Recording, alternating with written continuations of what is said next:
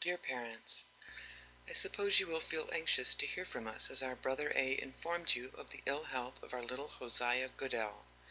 Although we had a hard journey on account of crowded stages and boats, still we were able to take such care of our babe that he grew and appeared as well as before we set out on our journey, until 2 or 3 of the last days, when in some way he took cold.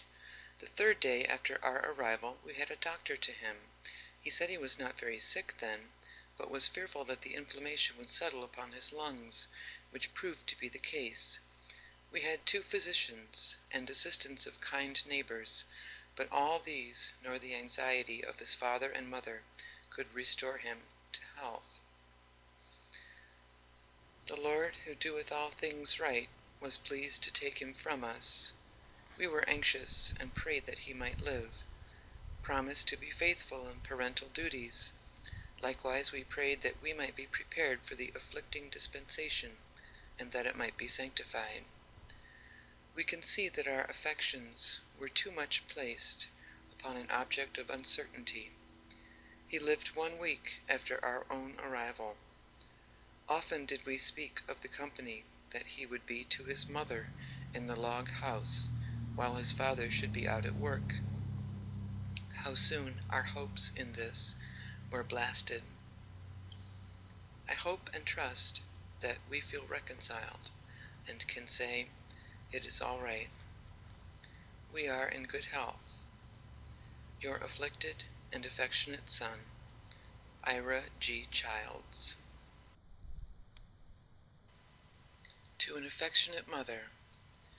In perusing what Goodall has written, I find his statements very correct, but I must add more respecting our beloved child, whom we trust is now in his Saviour's arms, for he has said as much of the kingdom of heaven. We have many consolations and much to be thankful for, but feel we need your sympathy.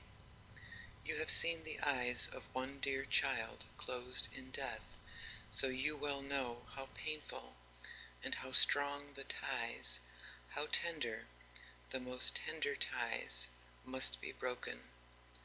Goodall has stated that our journey was hard on account of so many on the boat.